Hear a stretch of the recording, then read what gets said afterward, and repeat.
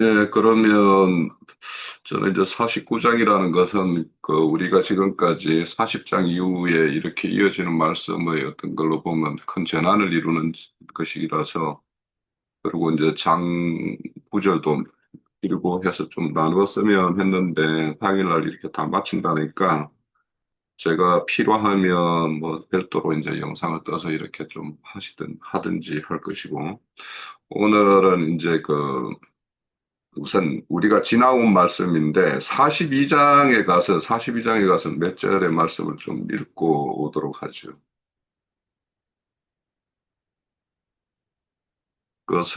이사야서에는 오실 메시아에 대한 어떤 예언의 말씀이 곳곳에 있지만 그 40장 이후에는 직접적으로 오실 그 예수에 대한 어떤 말씀이 계속 있어요. 그래서 이제 첫 번째 우리가 등장하는 게 42장에 보면 내가 붙드는 나의 종 내 마음이 기뻐하는 자 곧 내가 택한 사람을 보라. 내가 나의 영을 그에게 주었은즉 그가 이방의 정의를 베풀리라 이렇게 말씀하고, 그는 외치지 아니하며 목소리를 높이지 아니하며 그 소리를 거리에 들리게 하지 아니하며 상한 갈대를 꺾지 아니하며 꺼져가는 등불을 끄지 아니하고 진실로 정의를 시행할 것이며 그는 새하지 아니하며 낙담하지 아니하고 세상의 정의를 세우기에 이르리니 섬들이 그 교훈을 앙망하리라. 그러니까 지금 이제 42장에서 48장까지는 혈통적 이스라엘에 대한 어떤 그 회복의 말씀을 위해서 인자로 오셔서 하실 일들과 좀 관련이 있는 것 같아요. 근데 그것들을 보면서 이제 성경에 보면, 복음서에 보면, 아까 앞서서 이제 박영재도 언급을 했는데, 이방인들의 그 믿음 있는 자들에 대한 그 말씀이 곳곳에 나와 있죠. 그, 그 백부장이 그 하인의 어떤 중풍병을 이렇게 고쳐달라고 할 때, 그 백부장이 주님이 그러면 내가 가서 이렇게 치료하겠다 하니까 주님께서 우리 집에 들어오는 것을 내가 감당치 못하겠다라고 말씀만 하시면 낫겠나이다 이렇게 말씀하는 거 보고 그렇게 그의 믿음을 이렇게 칭찬하는 게 있죠. 그래서 여기에 보면 섬들이 그 교훈을 앙망하리라. 그러니까 이방인들도 그 유대인들에게 베푸는 예수님의 어떤 그 구원, 복음의 말씀을 이렇게 앙망하는 자들이 간헐적으로 이렇게 등장을 하고 있어요. 하늘을 창조하시며 펴시고 땅과 그 솟아를 내시며 땅 위의 백성들에게 호흡, 새 호흡이겠죠. 이거는 주시며 땅을 땅에 행하는 자에게 영을 주시는 하나님 여호와께서 이같이 말씀하시되 나 여호와가 의로 너를 부르신즉 내가 내 손을 잡아 너를 보호하고 너를 세워 백성의 언약과 이방의 빛이 되게 하리라. 여기서도 이제 이방의 빛이 되게 할 것을 이렇게 말씀을 하고 있죠. 내가 눈먼 자의 눈을 밝히며 갇힌 자들의 감옥에서 이끌어내며 흑암에 앉은 자들의 감방에서 나오게 하리라. 이건 누가복음 그 사장에서 이렇게 언급하고 있는 말씀이로. 그래서 그게 이제 은혜의 해에서 그거는 뭐 매년제가 될 수도 있고 더 궁극적으로는 온전한 회복을 예언하는 희년을 이렇게 말씀하는 것이라고도 볼 수 있을 거예요. 8절은 나는 여호와니 내 이름이라 나는 내 영광을 다른 자에게 내 찬송을 우상에게 주지 아니하리라. 보라 전에 예언한 일이 이미 이루어졌느니라. 이제 내 새 일을 알리노니 그 일이 시작되기 전에라도 너희에게 이르노라. 그래서 하나님은 항상 하실 일들을 선지자를 통해서 직접 알리지 않고는 행함이 없다라고 말씀을 하시죠. 그래서 늘 장래에 있을 일을 하나님은 먼저 이렇게 알려줌으로 인해서 이것이 하나님께서 행하신 일이구나라는 것을 알게끔 하는 그런 조치들을 하고 있어요. 그래서 이렇게 42장에서 48장까지는 메시아가 오셔서 이렇게 구원의 어떤 말씀을 선포하는데, 이거는 중심은 뭐냐 하면 혈통적 이스라엘에 대한 그들의 어떤 회복. 지금 여기는 뭐냐? 포로로 잡혀가 있는 그들에 대해서 고레스 왕을 이렇게 세워서 이렇게 해방하실 말씀에 대해서 이렇게 이어지는 어떤 과정이니까요. 그리고 이제 오늘 그 본문 49장에 오면 49장에서 57장까지 하나님의 어떤 구원의 계획이 더 확장되는 거예요. 그래서 이스라엘에 이렇게 여기 보면 49장 1절에 보면 섬들아 내게 들어라 먼 곳의 백성들아 귀를 기울이라 여호와께서 태에서부터 나를 부르셨고 내 어머니의 복중에서부터 내 이름을 기억하셨으며 이렇게 말씀하는데 여기서 섬들아 또 먼 곳 있는 백성들아 하는 것은 이제 이방인들에게 하는 말이죠. 그들에 대한 어떤 회복의 말씀이 49장에서 57장까지 쭉 이어가고 이제 그렇게 이렇게 오라고 하는 그 초청받은 자들이 왔을 때 그들을 실질적으로 어떻게 하나하나 이렇게 회복하고 그들을 위로하고 할 것인가 하는 내용들이 이제 쭉 이어져요. 그리고는 이제 그 이사야서에 보면 65장에 어떤 새하늘과 새 땅이 하나 언급하고 있고 66장에 가서 또 새하늘과 새 땅이 언급해요. 그래서 실질적으로 65장에서 새하늘과 새 땅은 이제 이방인의 시대까지 이제 모든 것이 종결되고 다시 유대인들이 회복되는 새하늘 새 땅, 시대적인 어떤 전환을 이렇게 말씀하시는 것이고 66장에 가면 온전한 영원한 새하늘 새 땅을 이렇게 말씀하는 걸로서 이제 구원의 모든 경륜을 이사야서는 이제 그렇게 분석을 하는 것이 이사야서의 어떤 구성이에요. 그래서 오늘 이렇게 보면 이제 49장의 내용은 제가 이제 본문 말씀은 들어가지는 못할 것 같아요. 뭐 시간도 많이 됐고. 보면은 이제 하나님의 종 메시아가 이렇게 와서 이스라엘과 온 열방에 이렇게 구원을 베푸실 큰 그림을 이제 하나 이렇게 49장에서 이렇게 제시하는 말씀이에요. 그래서 여기에는 이제 앞서서 그런 어떤 메시아가 와서 이렇게 행하실 일들에 대한 어떤 것들을 기록한 것이 이제 금방 42장에 이렇게 있었고 이제 그 49장에 다시 한번 언급되는데 이것이 이제 50장, 52장에도 가도 이제 똑같은 이제 그런 언급의 말씀이 있습니다.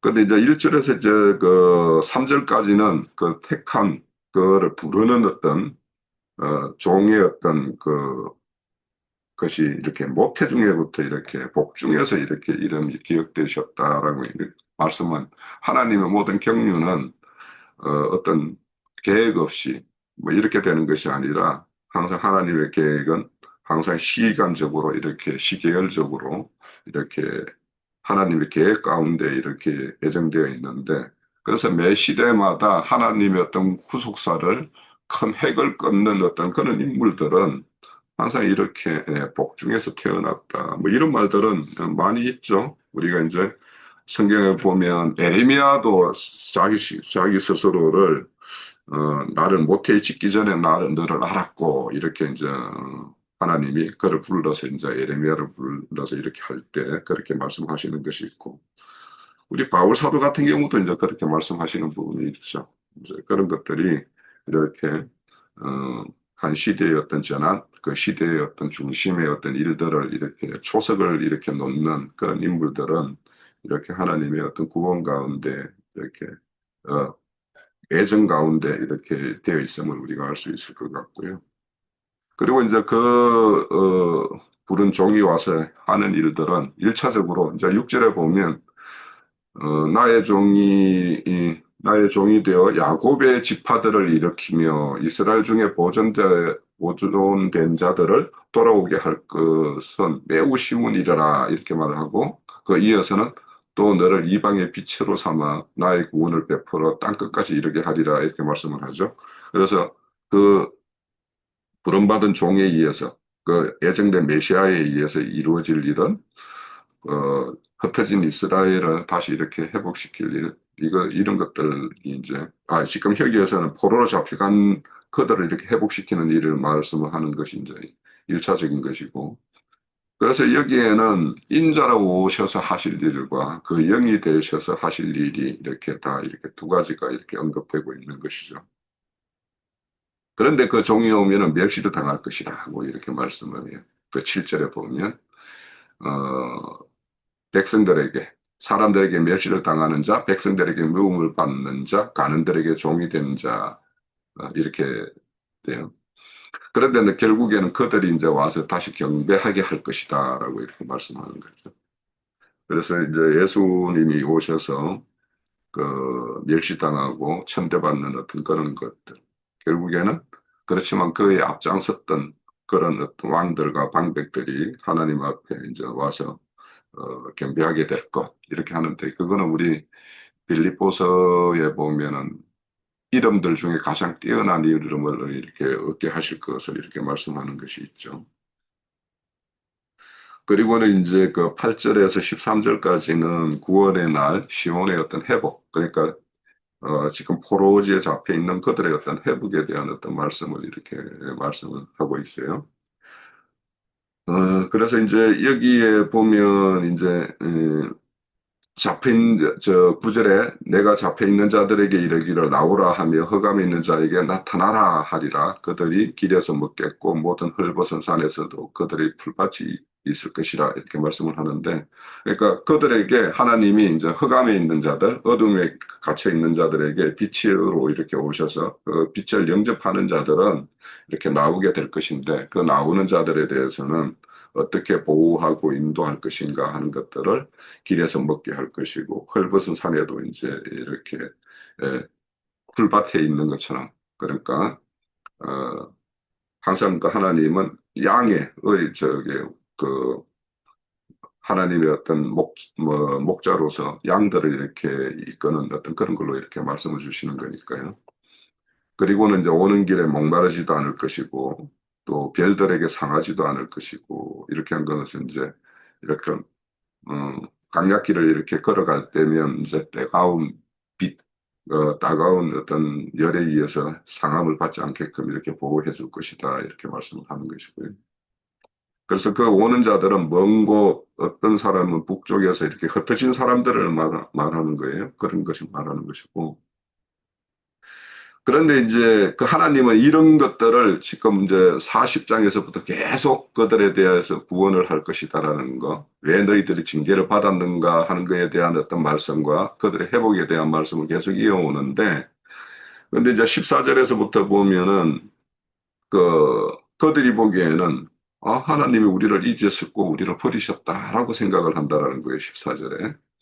그런데 이제 실질적으로 그렇게 생각하는 그들에 대한 답이 15절에 있죠. 여인이 어찌 그 젖 먹는 자식을 잊겠으며 자기 태에서 난 아들을 긍휼히 여기지 않겠느냐.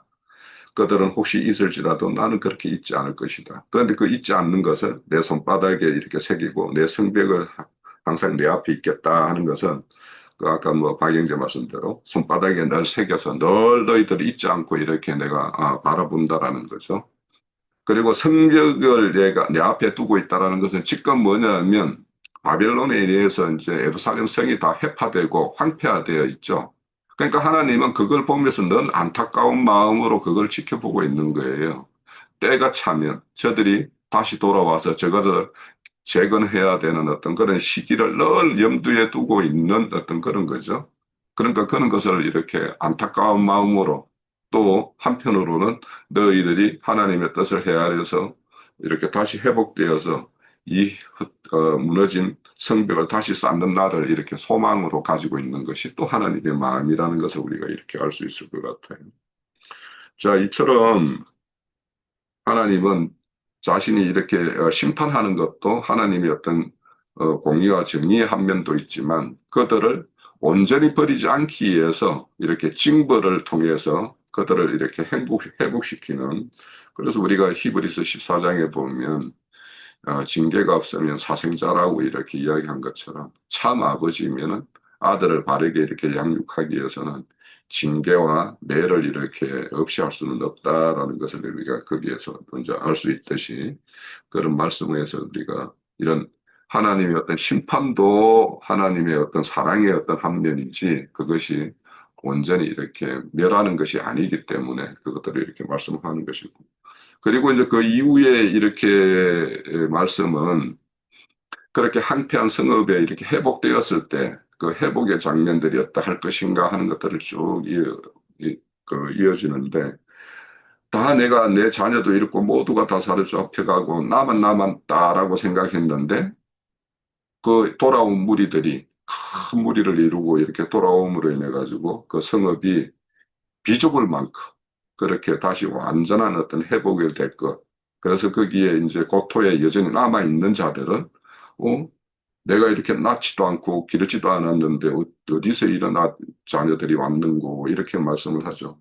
저는 이 말씀 보면서 욥의 어떤 신경이 좀 그려졌어요.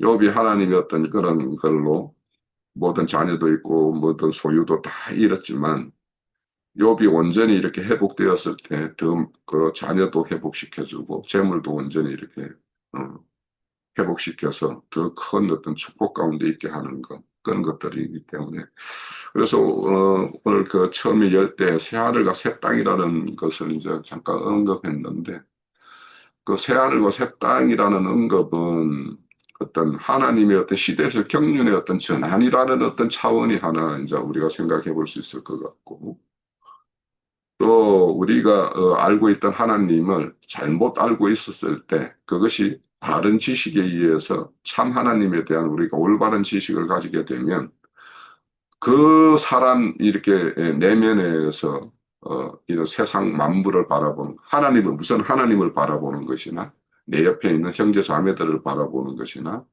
또 우리 자연 만물을 바라보는 것들이 완전 눈이 이렇게 바뀌면 새 세계가 되는 거죠. 그래서 그런 것들이 이제 새하늘과 새 땅의 모양이니까 각자에게는 하나님의 어떤 영의 부음에 의해서 그 성령의 어떤 새롭게 하심에 따라서 우리가 온전히 이렇게 나를 싸고 있는 모든 세계가 새로워지는 어떤 그런 것들이 새하늘 새 땅의 한 면인 것이고 하나님의 어떤 시대적인 경륜으로 보면 그렇게 어, 혈통적 이스라엘 민족의 어떤 이야기에서 열방의 모든 자들이 돌아와서 온 이스라엘을 이루는 어떤 그런 어떤 시대, 그리고는 끊어졌던 이스라엘이 다시 회복되는 시대, 그리고는 이 모든 구속사가 완성되었을 때 영원한 어떤 새하늘 새 땅, 이런 어떤 시대적인 어떤 그런 이야기를 우리는 다 함께 이렇게 이해를 가지고 말씀을 추구하면 좋겠다는 생각이 들고, 우선 49장의 내용은 메시아가 오셔서 하실 일들의 모든 내용들이 이제 세세하게 이제 이렇게 기록되어 있어서, 이거는 이제 결국에는 신약에서 어떻게 이 이야기들이 이렇게 연결되고 성취되는가 하는 것들과 이렇게 연결해서 봐야 될 부분이 많기 때문에, 좀 그 본문의 어떤 자세한 내용들은 뭐 기회가 되면 새롭게 이제 그 영상을 이렇게 뭔가 새로 하든지 이렇게 해서 좀 더 말씀을 나누기로 하고 오늘은 이 정도로 마치겠습니다.